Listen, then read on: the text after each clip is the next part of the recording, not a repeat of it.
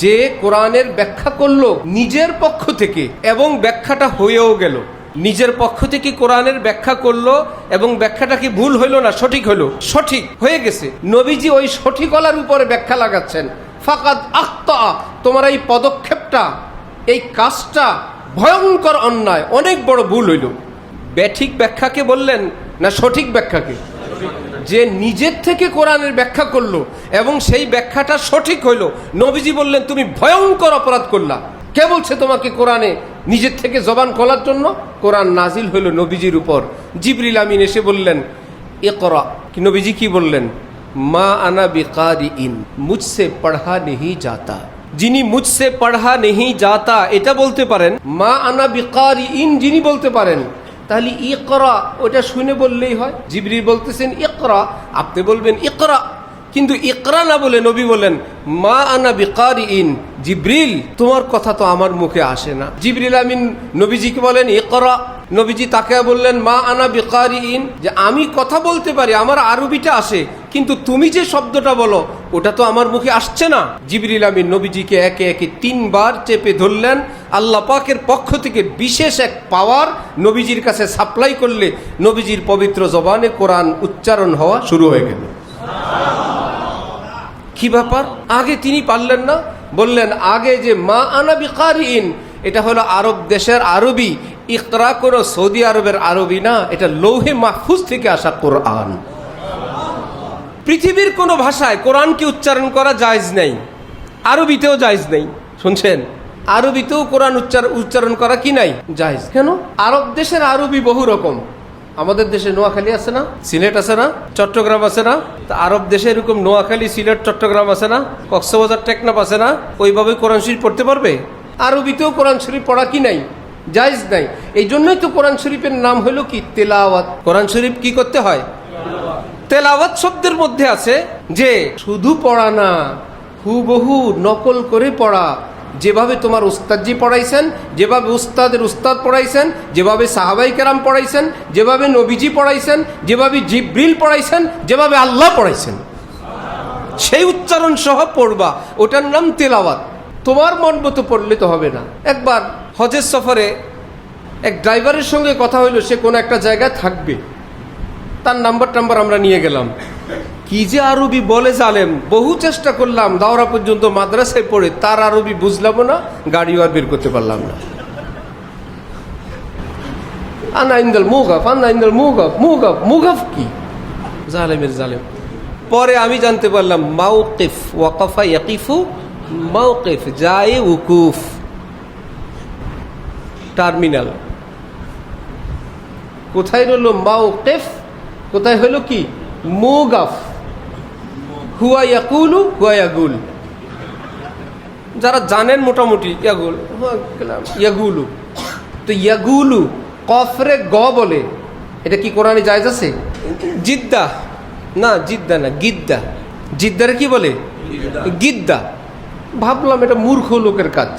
যখন আমরা সৌদির থেকে বাদ দিয়ে এক বছর আগে বা 1.5 বছর আগে মিশর গেলাম, তো এয়ারলাইন্সের মধ্যে বিমানে উড়োজাহাজের যে ভাষা ওটা তো শুদ্ধ, বিমানের ভিতরে এখন যে আওয়াজটা শোনা যায়, এখন সেখানে বলল লিআগলি সালামাতিকুম ইউরগা মিনকুম, ইউরগা মিনকুম মানে ইউরজা মিনকুম লিআজলি সালামাতিকুম, আপনাদের নিরাপত্তার স্বার্থে প্রত্যাশা করছি আপনারা এইভাবে থাকবেন। লেখে জিম দিয়ে লিআজলি সালামাতিকুম, পড়ে লিআগলি সালামাতিকুম, ইউরজা মিনকুম, ইউরগা মিনকুম। তখন বোঝা গেল এটা তো অশুদ্ধ না, এটা তাদের রাষ্ট্রীয় ভাষায় এই উচ্চারণ কি শুদ্ধ। তারা কি এভাবে কোরআন শরীফ পড়লে শুদ্ধ হবে? তাও কি এজন্য বললাম কোরআনকে আরবিতে পড়াও জায়েজ নাই। আরব দেশের লোক কি বলে? কাইফা আনতা, ইখফা সহ বলে, কাইফা আনতুম বলে। কি ব্যাপার? ইখফা এটা কোরআনের, গুন্না এটা কোরআনের, মদ এটা কোরআনের। আরবি তো আরবি, এটা একটা ভাষা। অনেকে বিভিন্ন ভাষায় কোরআনের উচ্চারণ কিনে, যে আলেমদের কাছে আর যাওয়া লাগবে না, কোরআনের উচ্চারণ সহ আমাদের কাছে ঘরে আছে। যখন আরবির আঞ্চলিক ভাষায় কোরআনের উচ্চারণ জায়েজ নাই, তখন আমাদের বাংলা ভাষায় কোরআনের উচ্চারণ, ইংরেজি ভাষায় কোরআনের উচ্চারণ কি জায়েজ না হারাম? উচ্চারণ হারাম, লেখা হারাম, বিক্রি করা হারাম। যারা কোরআনের উচ্চারণ লেখে, পড়া হারাম, বিক্রি করা হারাম, এবং যত ধরনের সহযোগিতা আছে সব হারাম। বলবে হুজুর তাহলে যে লাইব্রেরি থেকে ছাপে, এরা কি কারো থেকে ফতোয়া জিজ্ঞেস করে? বেটার পয়সা দরকার। আবার এইরকম লোকের অভাব নাই যে কোনো অসুবিধা নাই। এখন কোরআন আমরা পারি, আমরা উচ্চারণ সহ পারি। আমাদের শাইখের নিকট এক প্রফেসর একটা বই লিখে নিয়ে আসছেন কয় মাস আগে, মাসিক ইস্তেমার দিন বইটা দিলেন।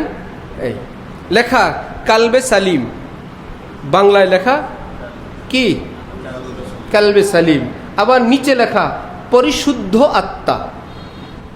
আশ্চর্য কথা। অথচ কালবে সালিম হলে অর্থ হবে নিরাপদ কুকুর। নিরাপদ কি কুকুর বা কুত্তা, উর্দুতে কুত্তাই বলে, নিরাপদ কুকুর। কিন্তু ওই লোক লেখছে কি কি পরিশুদ্ধ অন্তর আত্মা। এটা কি কালবে সালিম হবে না কলবে সালিম? কলবে সালিম। কিন্তু ছোট কাফ আর বড় কাফ, ওই দোনো কাফ উচ্চারণের জন্য বাংলায় হরফ একটাই, ক। ক ব্যতীত আর কিচ্ছু নাই। ছোট কাফের জন্য ক, বড় কাফের জন্য কি ক। সে এখন লেখছে কালবে সালিম। হযরত দিলেন ধমক, আপনি যেটা জানেন না সেই বিষয়ে আপনি কলম কেন ধরলেন? কে বলছে আপনাকে বই লিখতে? তো যখন সাধারণ মুসলমান কোরআন পড়তে পারে না, তখন যখন উচ্চারণ পড়তে যাবে, সে তো আর জানে না বড় কাফ আর ছোট কাফ। সে তো উপরের লাইন দেখবেই না, সে তো নিচের লাইন দেখবে। কি পড়বে? যেখানে লেখা আছে আলিম সেখানে সে পড়বে আলিম, যেখানে আলহামদু সেখানে সে পড়বে আলহামদু, যেখানে রব্বিল আলামিন সে পড়বে আলামিন। তাহলে কোরআন পড়বে আর সওয়াব হইতে থাকবে না গুনাহ হইতে থাকবে? অর্থ ঠিক থাকবে না অর্থ নষ্ট হইতে থাকবে? কে বলছে তোমাকে পড়ে? এই জন্য আমাদের হযরত আল্লাহ দামাত বারাকাতুহুম, এটা ইসলামের ফতোয়া, বলছেন সাধারণ মুসলমানরা কোরআন শিখা ফরজ, কোরআন শিখা ফরজ। আলিমদের কাছে যায়, এই আলিমরা আবার কি করে? সিফাত, মাখরাজ, জিব্বার আগা, ডাইন পাশ, দাঁতের আগা, তালু উপরের তালুর সঙ্গে লাগাইয়া, এইগুলা শুনে বুড়া বুড়া ছাত্র পালায় চলে যায় যে উরে বাবা রে, সামনের দুই দাঁত, বাম পাশের দাঁত, জিব্বার এই সাইড উপরে ফুলাইতে হবে। শেষে বলে বাবা পান খাইতে খাইতে জিব্বা মোটা হয়ে গেছে, তো এটা আর পারা যায় না। বুড়া ছাত্র পালায় চলে যায়। এটা আমাদের ভুল। হযরত বলেন কোরআন তো দেখে দেখে শিখা ফরজ না। কোরআন দেখে দেখে পড়া কি না ফরজ না, খুব বুঝে রাখবেন।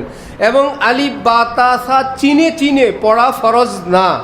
কোনো আলেম থেকে যদি কোনো মানুষ সূরা ফাতিহা এবং কয়েকটা সূরা শুনে শুনে সহি শুদ্ধ শিখে নেন, তিনি চেনেন না আল কোনটা, হামদু কোনটা, লিল্লাহ কোনটা, রব্বিল কোনটা, কোনটা ওয়াজিব গুন্না, এইটুকুন জানেন। আমাকে উস্তাদজি বলে দিছেন এটা আলহামদু, সেও পড়ে আলহামদু, লিল্লাহি লিল্লাহি।